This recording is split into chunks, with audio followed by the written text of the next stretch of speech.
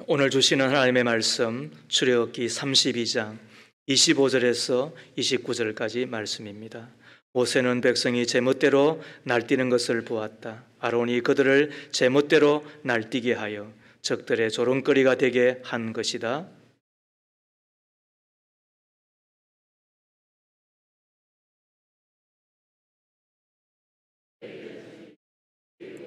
그가 또 그들에게 말하였다. 이스라엘의 주 하나님이 이르시기를 너희는 각기 허리에 칼을 차고 진의 이 문에서 저 문을 오가며 저마다 자기의 친족과 친구와 이웃을 닥치는 대로 찔러 죽여라 하십니다.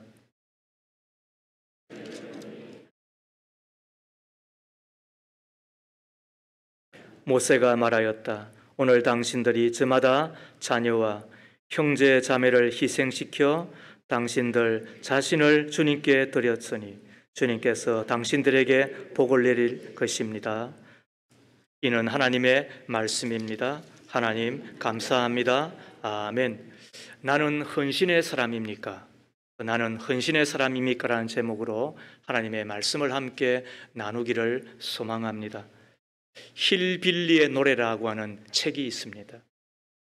예일대학교 로스쿨을 졸업하고 실리콘밸리에서 급으로 자수성가한 젊은 사업가 J.D. 벤스가 쓴 인생 회고록이자 미국 사회의 성찰에 대한 책인데요. 힐빌리라고 하는 용어는 화면에 띄워보세요. 제조업의 쇠퇴로 몰락한 지역에 살며 가난을 대물림하고 있는 미국 백인 하층민을 의미한다 합니다. 이들은 약물 중독, 폭력, 불륜, 가정 파탄, 그리고 저항력을 물려받거나 더 정폭된 상태로 살아가는 이들을 지칭하죠. 힐빌리라고 하는. 저자는 이 힐빌리의 노래라고 하는 책에서 본인이 그러한 환경 가운데서 성장하였으나 그 저주의 사슬을 끊어버리고 성공한 이야기를 소개하는데요. 물론 여러 방편이 있겠죠. 또 여러 도움의 요소 혹은 요인들이 있겠죠. 그런데 이분은 자기의 경험과 또 혹은 미국 사회에 대한 진지한 성찰의 고민 끝에 한 3가지 정도를 소개하고 있더군요. 그 중에 하나가 뭐냐 하면 자기 할머니의 도움이었다. 힐빌리의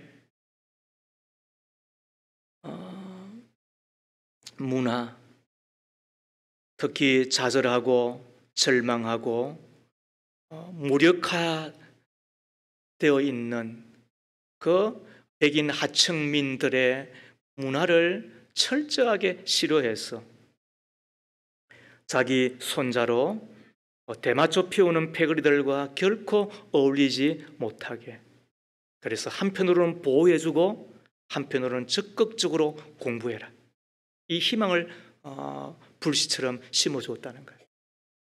두 번째가 뭐냐 하면 해병대에 입대한 거였대요.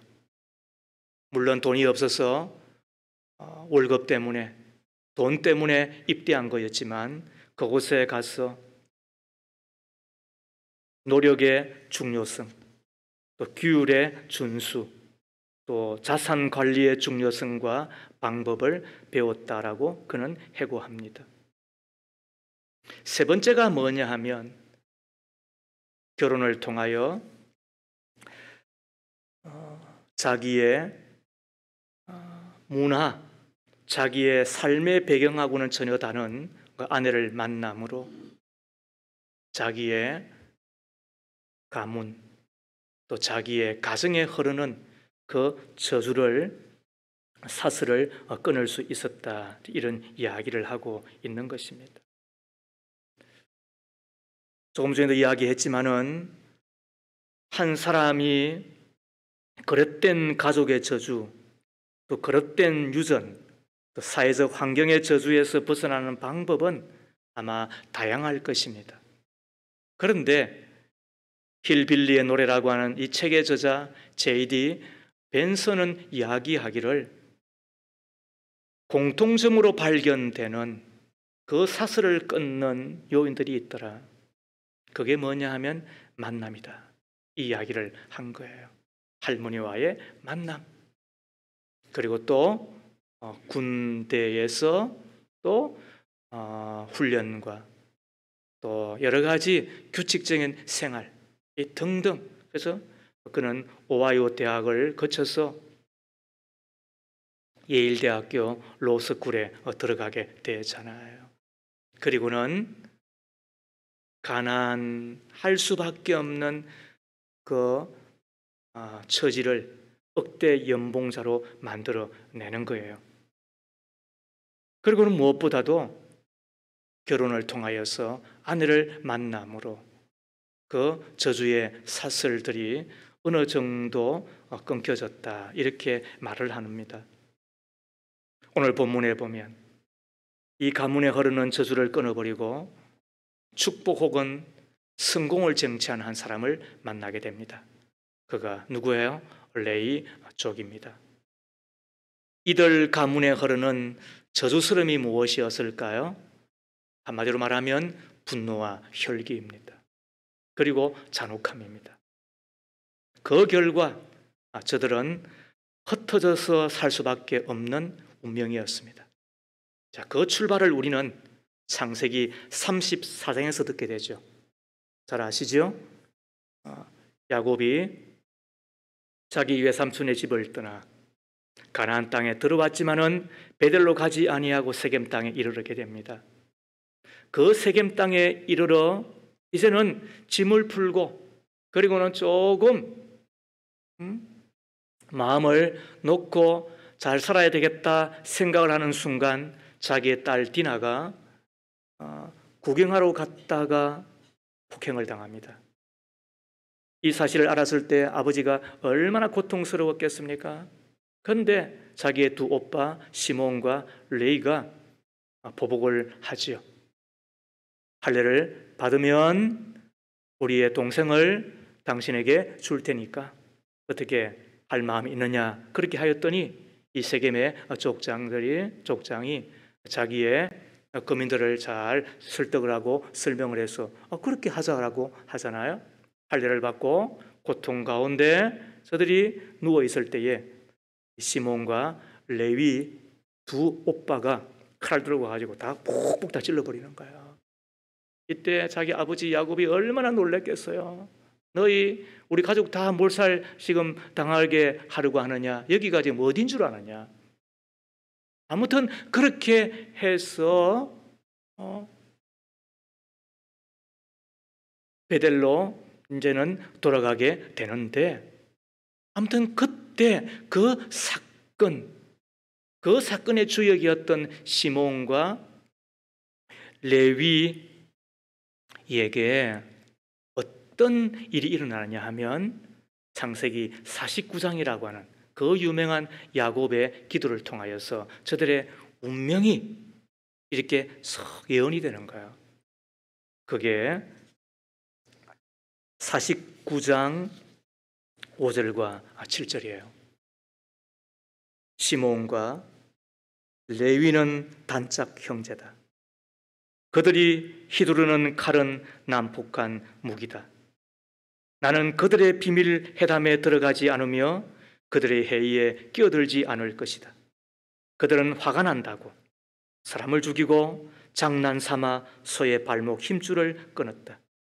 그 노여움이 혹독하고 그 분노가 맹렬하니 저주를 받을 것이다. 그들을 야곱 자손 사이에 분산시키고 이스라엘 백성 사이에 흩어버릴 것이다. 이게 자기 아버지가 아들을 저주하고 있는 거예요. 그렇다고 해서 자기 아들들을 저주한 것은 아니죠. 이 성경은 하나님의 예언이었죠. 그런데 그대로 되는 거예요. 이 시몬과 레위는 한 곳에 살 수가 없어요. 그리고 나중에 또 그대로 된단 말이에요. 다 흩어져서 살 수밖에 없어요.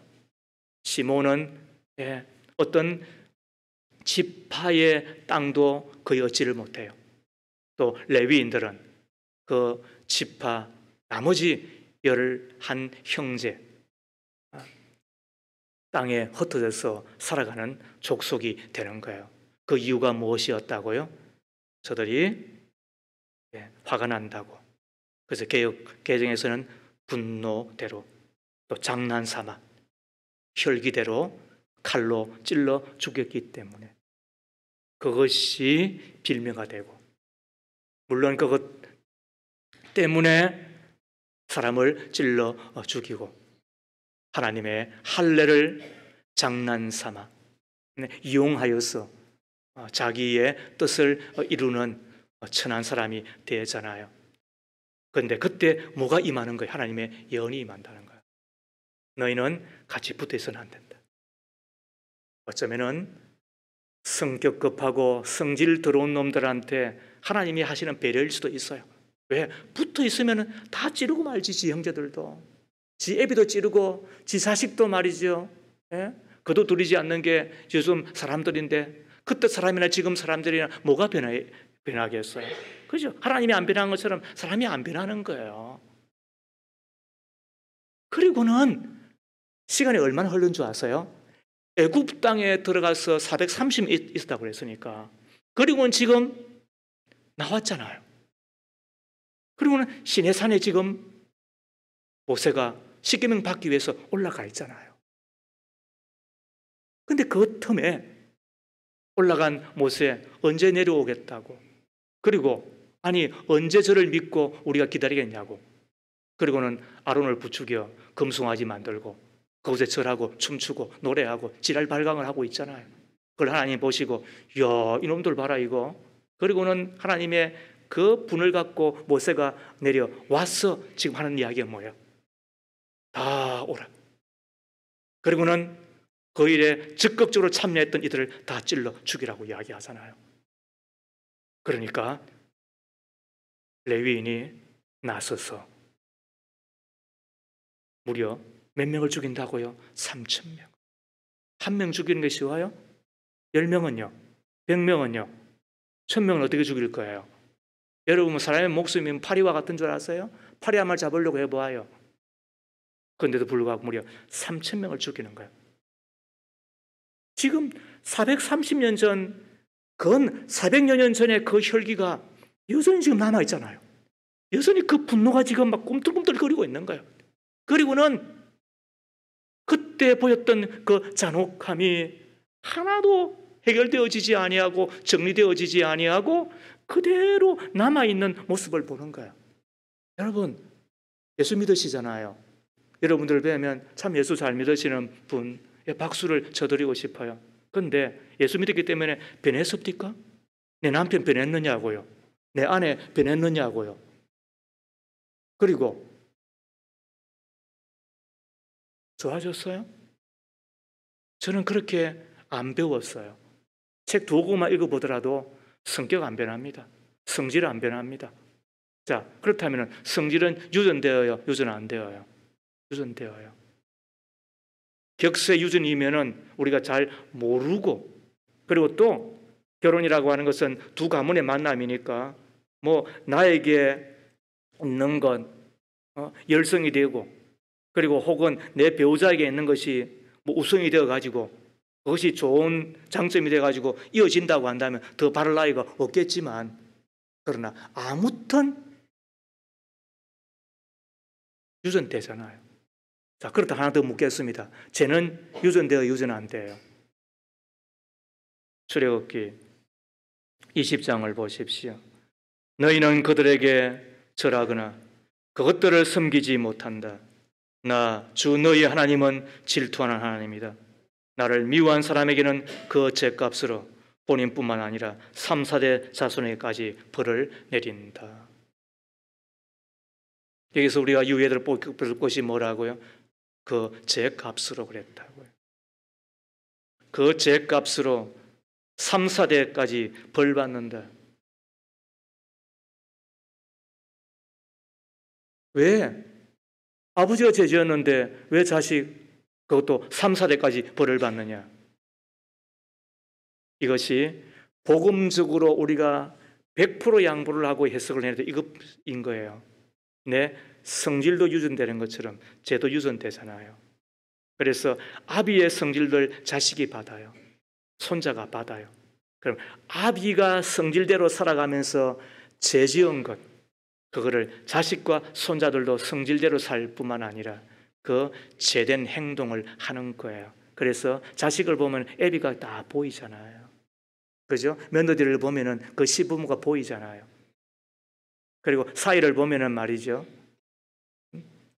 그 부모가 이렇게 썩 보이는 거예요. 우리가 감추고 또 혹은 그냥 좋은 거 보니까 그런 것이지. 그런데 그것으로 말미암아 뭐가 임한다? 벌이 임한다. 그래서 가문에는 일정하게 성질이 흐르러요. 일정하게 더러운 기질이 흐르고 있는 거야. 그리고 그것이 어떤 삶의 태도이기도 하고 어떤 습관이기도 하고 내력으로 흘러가는 것이 있는 거예요. 그런데 그것으로 그치면 얼마나 좋겠어요.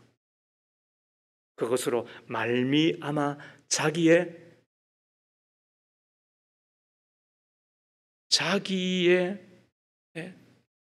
분복을 받는 거예요. 자기의 성질 따라, 자기의 그릇 따라, 또 혹은 자기의 삶 따라 그것을 열매로 거두어 드리는 거잖아요.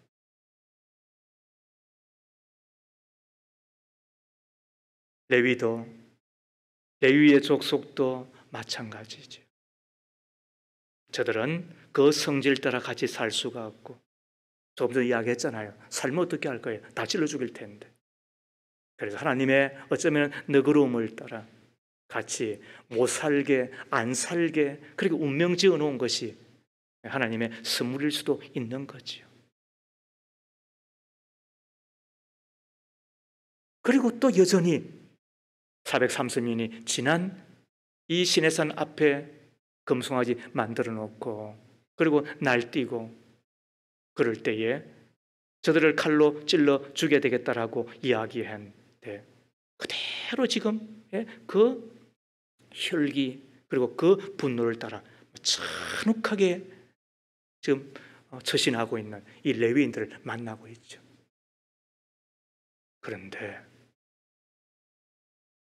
그 흩어짐은 하나님의 예언대로 성취가 되는데 이상한 일이 벌어집니다. 이게 말씀의 신비이고 이게 약속의 성취예요. 그 흩어지는 것은 어쩔 수 없어요. 왜? 성질도 안 변하니까. 여전히 성질이 안 변했어요. 더러운 성질이에요. 그리고 더러운 그 가정에, 그 가문에, 그리고 그 피가 흘러가고 있는 거예요. 그런데도 불구하고 흩어져서 뭐가 된다고요? 성전의 사람이 되는 거예요.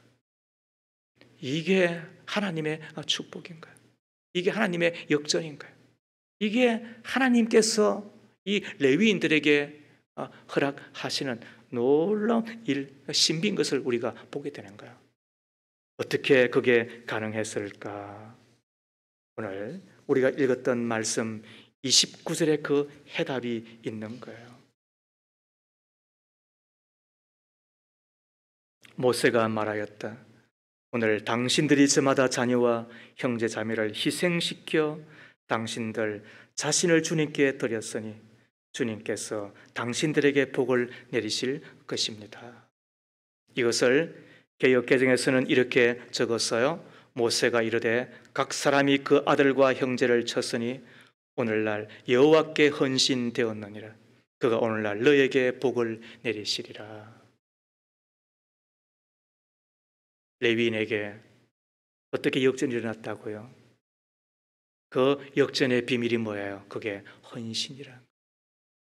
다시 한번 떼어보세요. 29절에 모세가 이르되 각 사람이 그 아들과 그 형제를 쳤으니 오늘날 여호와께 헌신하게 되었나니라.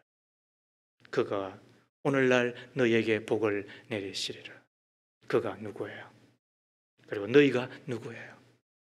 그리고 그들에게 무엇이 있었다는 거죠? 헌신이 있었기 때문에. 저주를 축복으로 바꾸는 사람, 그게 헌신하는 사람이에요. 저의 경우를 곰곰이 생각해 보았습니다.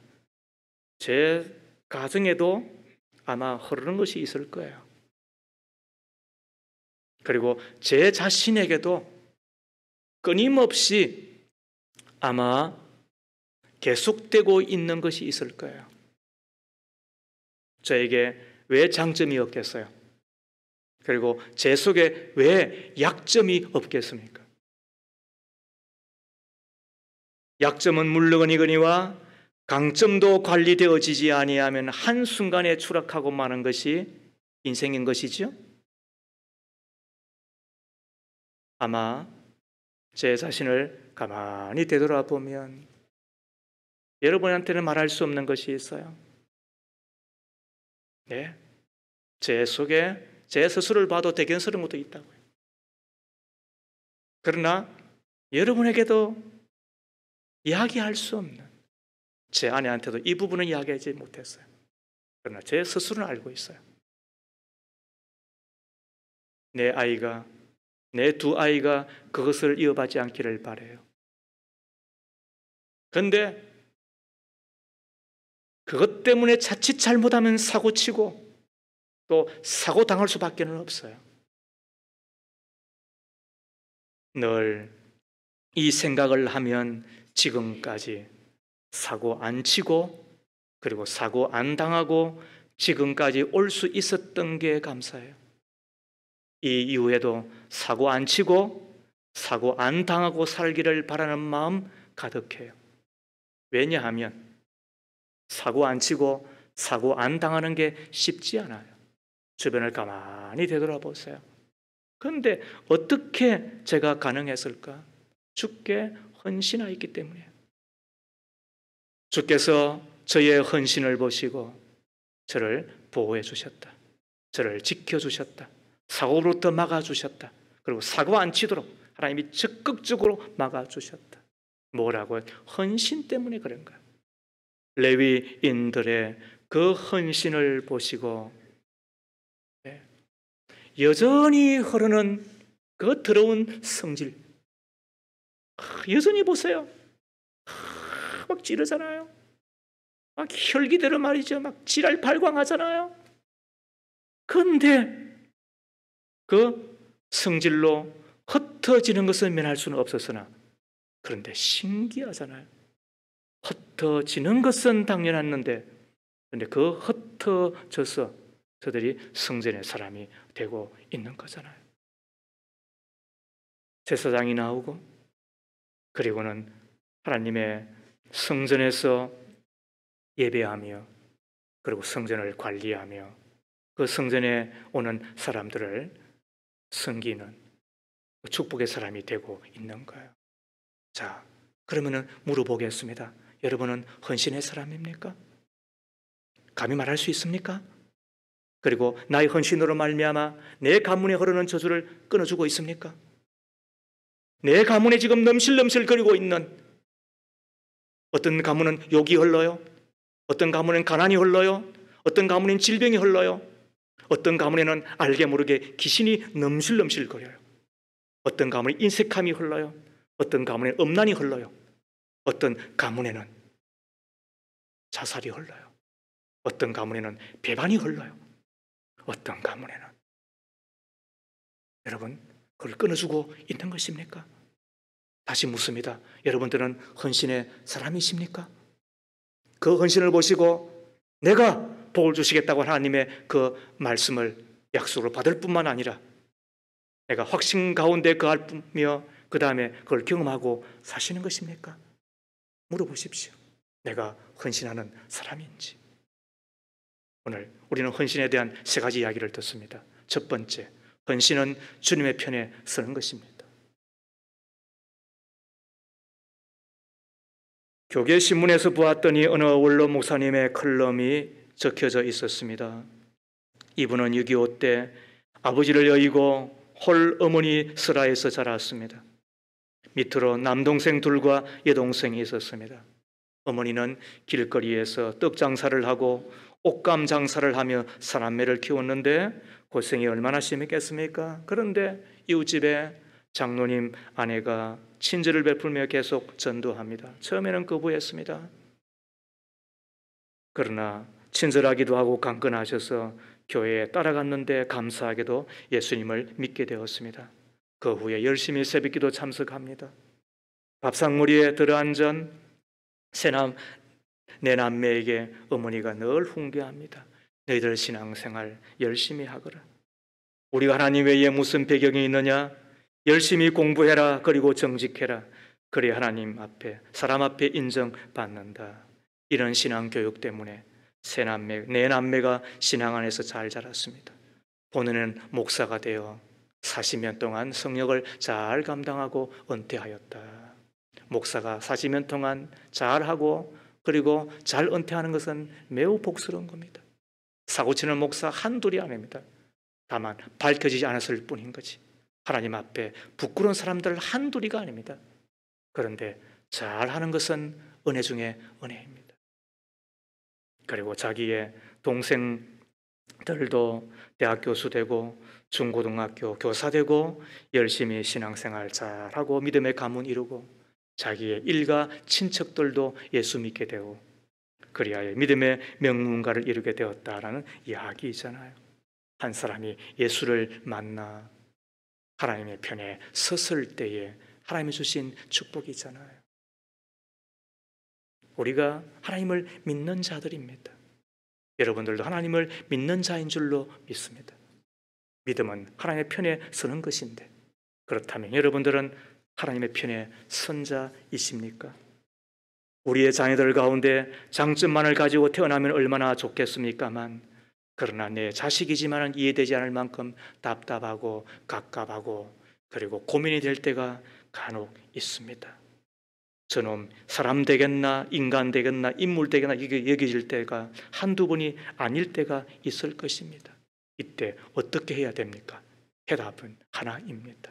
내가 주님 앞에 헌신하면 하나님은 내 인생 곱비를 지실 뿐만 아니라 내 아이들의 인생의 곱비를 지시고 그리고 이끌어가 주시는 줄로 믿습니다.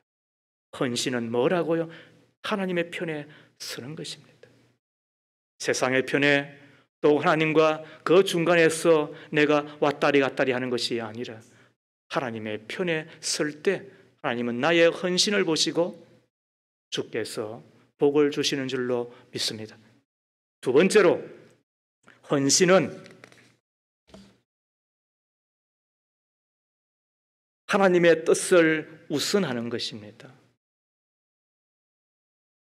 헌신은 하나님의 뜻을 우선하는 것이죠. 27절과 28절 말씀을 보십시오. 또 그가 또 그들에게 말하였다. 이스라엘의 주 하나님이 이르시기를 너희는 각기 허리에 칼을 차고 진의 이 문에서 저 문을 오가며 저마다 자기의 친족과 친구와 이웃을 닥치는 대로 찔러 죽여라 하십니다. 레위 자손이 모세의 말대로 하니 바로 그날 백성 가운데서 어림잡아 3,000명쯤 죽였다. 자신의 뜻보다 하나님의 뜻을 앞세우는 레위인을 보고 계십니까? 자신의 생활보다 하나님의 명령을 먼저 수행하고 있는 레위인들을 보고 계십니까? 모세의 말대로 이는 하나님의 명령이었잖아요. 그러자 그 모세의 명대로 인정 앞세우지 아니하고 죽이고 있는 레위인들을 보십시오. 잔인하다고요? 네, 그렇습니다. 인정물이 없다고요? 네, 그렇습니다. 어떻게 저게 사람이냐고 네, 그렇게 생각할 수가 있습니다. 그러나 하나님의 뜻은 무엇이었다고요? 자기의 친족과 친구와 이웃을 닥치는 대로 찔러 죽여라. 그것은 하나님의 명을 배반하는 것이고 그것이 하나님의 뜻이라고 모세를 통하여 증거되었을 때 저들은 울면서 그 일을 했을지 모르겠습니다. 얼마나 마음이 아팠겠습니까? 그럼에도 불구하고 하나님의 뜻을 그대로 행합니다. 이것이 헌신인 것입니다. 세상의 모든 사람들은 자신의 생활을 우선하며 살아가죠. 그러나 하나님의 사람은 아무리 묵고 사는 일이 급박하여도 하나님의 뜻이 무엇인지를 찾고 하나님의 그 뜻이 무엇인지를 분별하고 하나님의 그 뜻을 따라 사려고 발부둥치며 그 뜻에 자기의 생을 맡기는 것 아니겠습니까? 달팽이는 이슬을 좋아하고 세상 사람들은 부귀영화 때문에 살아도 우리는 하나님의 뜻을 이루는 영적 환희로 살아가는 사람들이지요. 이것이 헌신인 것입니다. 여러분들도 하나님의 말씀을 듣는 자인 줄로 믿습니다. 그리고 하나님의 말씀을 믿는 자인 줄로 믿습니다. 그렇다면 하나님의 말씀의 편에 서십시오. 하나님의 말씀 가운데 자꾸 토달지 말고 하나님의 말씀 가운데 이런저런 해석하려고 동영상 그런 것 시시하게 찾아서 자꾸 자기의 마음대로 읽은 그 성경을 지지받으려고 하지 말고 많은 경우들은 하나님의 말씀은 초로들도 다 그 말씀을 이해하는 데 전혀 지장이 없었습니다. 예수님께서 하신 그 말씀을 들었을 때에 아마 거의 모든 사람들은 다 이해하고 그리고 또 그 말씀을 받아들이려고 했을 겁니다.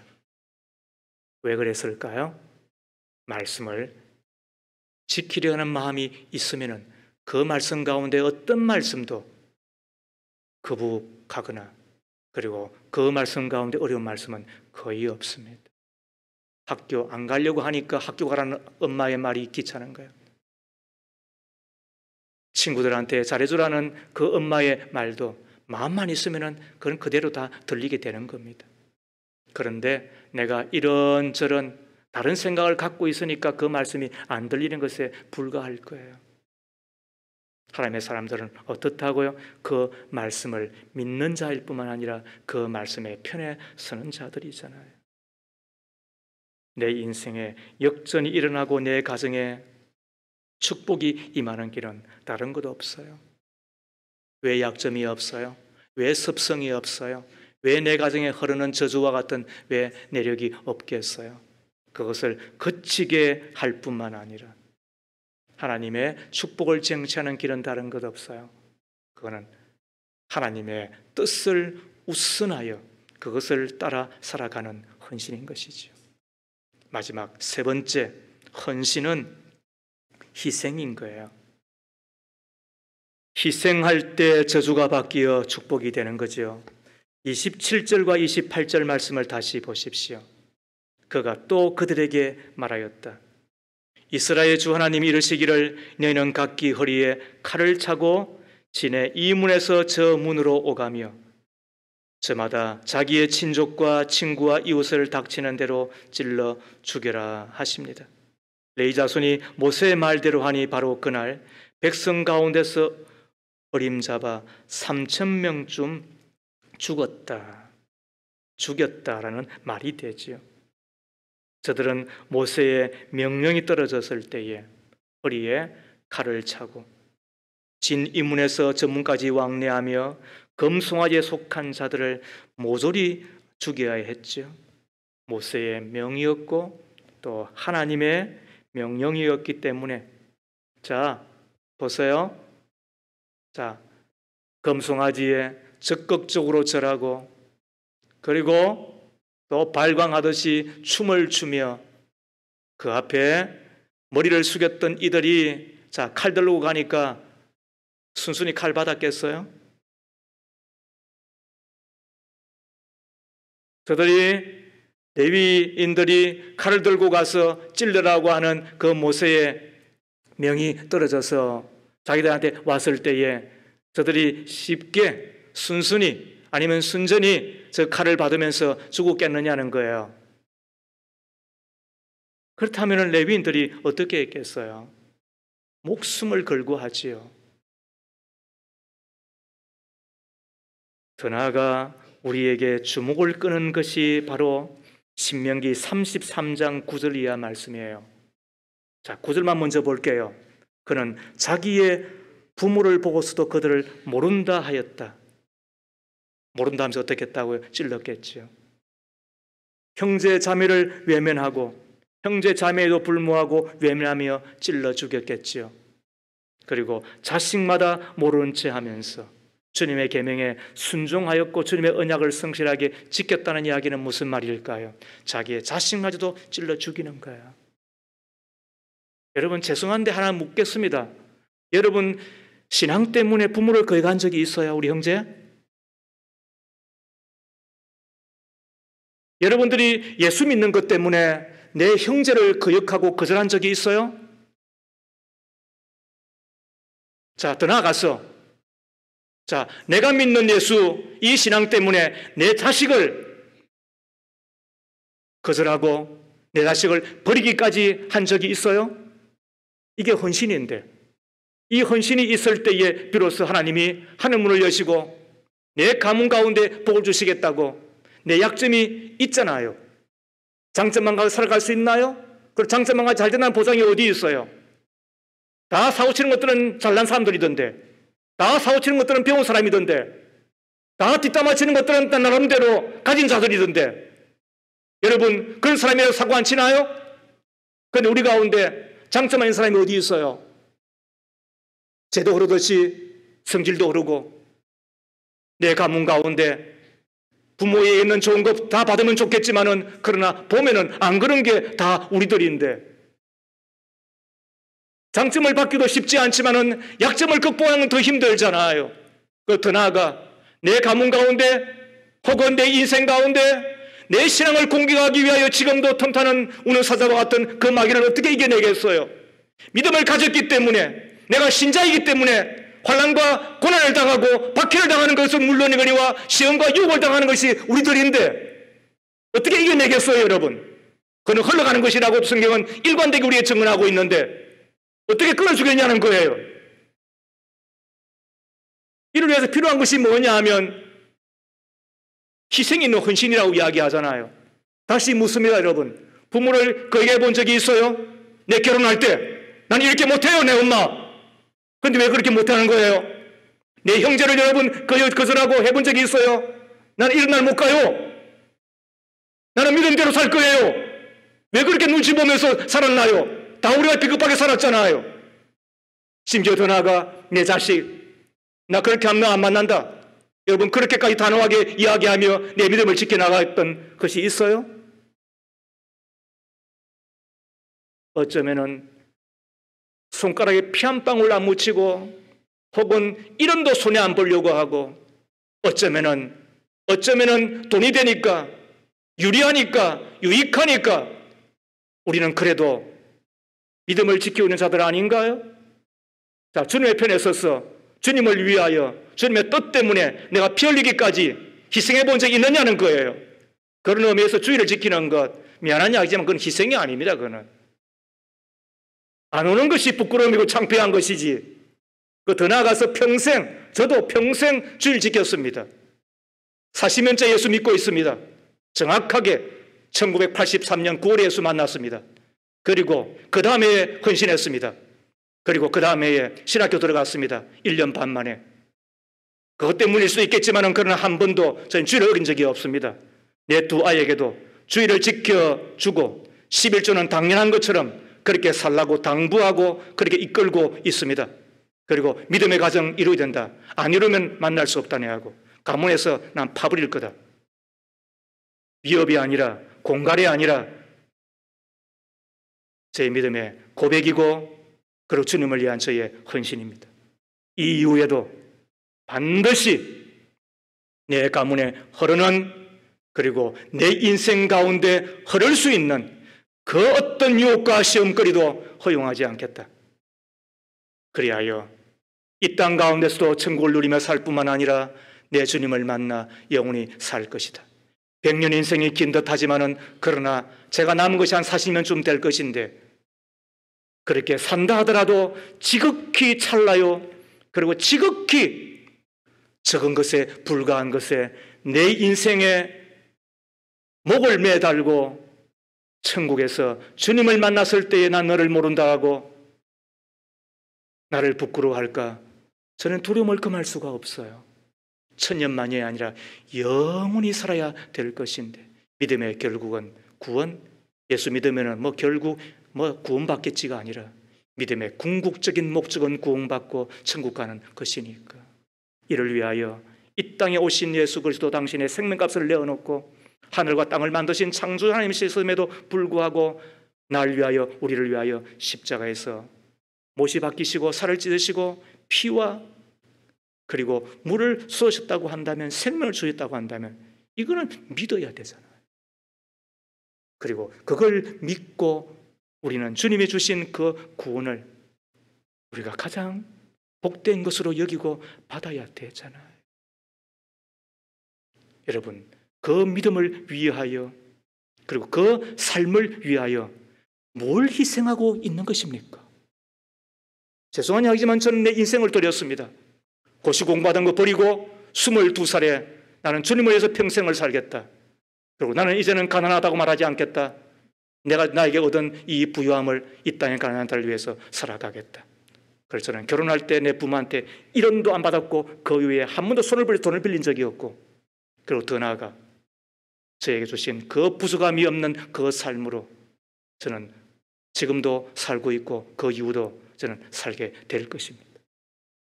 주님이 주신 약속이었고 그렇게 살면 되는 줄로 저는 믿었더니 주께서 제 삶을 이끌어 갔는데 자, 저는 내 인생을 드렸는데 그리고 지금도 저는 제 교회에서 난 봉투 안 받겠다. 그래서 모든 집회 그리고 모든 모임 그리고 어떤 것에도 저는 봉투를 안 받았습니다. 그게 저의 헌신인 줄로 저는 알기 때문에 그래요. 적은 것이나마 이렇게 해서라도 예수 믿기를 바라고 예수 더 잘 믿기를 바라고 그것이 적은 것이나마 성직자인 제가 할 수 있는 헌신이라고 여겼기 때문에 주신 사례비로 만족하고 없으면 없는 대로 있으면 감사하고 주께 더 드리고 그렇게 사는 것이로 했는데 여러분들은 그 믿음과 그리고 주님이 나에게 베푸신 그 은혜를 위하여 얼마만큼 헌신을 했습니까? 얼마만큼 희생을 드리고 있는 것입니까? 피 한 방울에. 그러고 보면은 헌금도 어쩌면은 아까울 만큼 하는 것이지. 아니요. 아까워도 하는 것이지. 돈 안 아까운 사람이 어디 있습니까? 돈이라는 건 참 이상합니다. 여러분들 저에게 10만 원을 주잖아요. 그럼 그 5만 원은 여전히 남아있잖아요. 그런데 그 5만 원 가지고 말이죠. 남의 밥 사주기도 쉽지 않습니다. 와, 돈이 그런가 봐요. 그래서 도는가 봐요. 그런데 젊음은 시간을 내어놓고 혹은 중년은 자기의 돈을 내어놓고 그리고 우리는 자기의 생명을 내어놓고 그때 주께서는 어떻게 한다고요? 그것을 희생이 있는 헌신이라고 보시고 약속하는데 그게 신명기 33장 9절 이하 11절까지 말씀이에요. 다시 한번 펴보세요. 제가 다시 읽습니다. 9절에 그는 자기의 부모를 보고서도 그들을 모른다고 하였고 형제 자매를 예면하고 자식마다 모르는 채 하면서 주님의 계명에 순종하였으며 주님의 언약을 성실하게 지켰습니다. 그들은 주님의 백성 야곱에게 주님의 바른 길을 가르치며 이스라엘에게 주님의 율법을 가르치며 주님 앞에 향을 피워 올리고 주님의 제단에 번제 드리는 일을 계속하고 있습니다. 주님, 그들이 강해지도록 복을 베풀어 주시고 그들이 하는 모든 일을 기쁘게 받아 주십시오. 그들과 맞서는 자들의 허리를 꺾으시고 그들을 미워한 자들을 다시는 일어나지 못하게 하여 주십시오. 저는 이것을 믿는 자예요. 그래서 제 건드리면 허리 꺾어진다는 거예요. 제 건드리지면 하나님이 반드시 어떻게 한다? 다시 일어나지 못하게 할 거다. 내 건드리지 마라. 이것이 저의 자존심이고 저의 긍지이고 저의 자부심입니다. 주님 앞에 드렸을 때 하나님 나를 지키실 거다. 왕 같은 제사장 여러분 한 사람 한 사람도 이와 같은 하나님의 약속과 하나님 언약이 있음을 믿습니다. 내가 주님 앞에 희생 있는 헌신을 드리면 어떻게 한다? 하나님이 이렇게 지키신다. 이것이 모세가 마지막 수천하기 전 느보산에서 마지막 주님의 부름을 받기 전 이 레위 족속에게 다시 하나님의 그 감동을 받아 예언하고 있는 기절이에요. 내가 부모도 몰라봤느냐? 내 형제도 예면하였느냐? 내 자식마저도 모른 체 하면서 내가 그때 찌르지 않았느냐? 그러나 그냥 분노 때문에 혈기 때문에 한 것이 아니라 내 성질은 성질대로 살아있었지만 그러나 그것 가지고 나를 위하여 내 일을 위하여 내 뜻을 위하여 피 흘리면서까지 희생하였을 때 내가 잊지 않겠다. 말씀을 마칩니다. 최문경 목사님에 져서 순간을 살아서 영혼이라는 그 글에 보면 이런 이야기 하나가 소개되고 있습니다. 런던 캔터베리 교회에 니콜라이 집사님이 계셨는데 17세부터 관리 집사가 되어 교회 청소와 심부름 같은 잡다한 일과 매일 5분 동안 종치는 일을 했습니다. 얼마나 정확하게 종을 쳤던지 런던 시민들은 니콜라이가 치는 종소리에 시계를 맞추었다고 하니까 얼마나 대단합니까? 신앙으로 양육된 두 아들은 옥스퍼드와 캠브리지 대학의 교수가 됩니다. 아들들이 아버지 이제 일 그만하세요 라고 말렸지만 아버지 니콜라이는 그때마다 아니야 나는 끝까지 일을 해야 해 라고 말했답니다. 75세의 나이로 이 땅을 떠날 때 58년 동안 하루도 빠짐없이 종을 쳤습니다. 그가 세상을 떠날 때 가족들이 임종을 보려고 모였습니다. 그런데 종을 칠 시간이 되자 갑자기 자리에서 일어나더니 비틀거리며 종탑 아래로 가서 종을 치기 시작하더랍니다. 2분 정도 종을 치다가 쓰러져 숨을 거두었습니다. 죽도록 헌신한 것이지요. 엘리자베스 여왕은 이 소식을 듣고 감명을 받아 그의 시신을 황실묘지에 안장하도록 지시했습니다. 그의 장례식 날 런던 대부분의 상점들이 문을 닫았고 유흥업소들도 자진해서 쉬는 바람에 그날이 자연스럽게 공휴일이 되었다는 이야기입니다. 죽을 때까지 변하지 않고 헌신하였더니 성자의 칭호를 받게 되었고 온 가족이 귀족처럼 대우를 받는 존귀한 자의 삶이 된 것을 기억합니다. 헌신은 주님의 편에 서는 것입니다. 헌신은 자신의 생활보다 자신의 기분보다 자신의 뜻보다 하나님의 뜻을 우선하며 앞세우는 것입니다. 헌신은 희생하는 것입니다. 이 헌신이 내 성질 안 변하지만은 그러나 그 성질 때문에 당하는 저주스러움이 변하여 축복이 될 것입니다. 그 헌신이 내 가정 가운데 이런저런 흐르는 죄의 습성들 그리고 저주스러운 내력들이 그치게 되고 그리고는 축복의 가문, 믿음의 명문가가 된다는 사실을 기억한다고 한다면 이 시간 주여 헌신한 자가 되기를 소망합니다. 주여 헌신하며 살아간 자가 되기를 소망합니다. 우리 이 시간 주님 앞에 한번 기도하십시다. 기도할 때에 하나님, 주님의 편에 서는 헌신자, 내 생활과 내 마음보다도 하나님의 뜻을 앞세우는 헌신자, 희생에 있는 헌신자로 살아 저주를 끊고 축복의 문을 연 자가 되게 해달라고 주의 이름을 한 분 부르고 우리 한 2분 정도 간절히 기도하겠습니다. 주여, 살아계신 하나님, 우리는 성질이 다 있습니다. 기분대로 살고 싶어 합니다. 혹은 내 가정에서 이런저런 것 우리가 배운 대로 눈에 본 대로 우리는 따르는 자들입니다. 그 가운데 좋은 것 있음도 압니다. 고마운 것도 있음도 감사합니다. 그러나 하나님, 좋은 것만 가지고 살아가는 저희들이 아니요, 내 성격 가운데 약점, 그리고 내 가문 가운데 흐르는 저주스러운 죄의 습성들을 따라 우리는 사고치고 사고당하는 저희들이 아닙니까? 주여, 주여, 내 인생 가운데 흐르는 저주스러움, 내 가문 가운데 흐르는 저주를 끊고 축복의 문을 여는 자가 되게 하여 주옵시고, 자자손손 복의 복을 받아 땅의 사람이지만 하늘의 사람으로 살아나는 것을 눈으로 보며 도리어 주님 앞에 감사하는 헌신자가 다 되게 하여 주실 줄로 믿습니다. 하나님 편에 서는 자가 되게 하소서. 하나님의 뜻을 앞세우는 자가 되게 하여 주옵소서. 피 흘리기까지 아까워도 희생하며 헌신의 삶을 살아 주여, 축복의 물줄기를 끊어버리고 축복의 물줄기를 하나님의 계속해서 우리의 가문에 떼고 흘러가게 하는 진정한 믿음의 종들 다 되게 하옵소서. 예수님의 이름으로 기도하옵나이다. 아멘.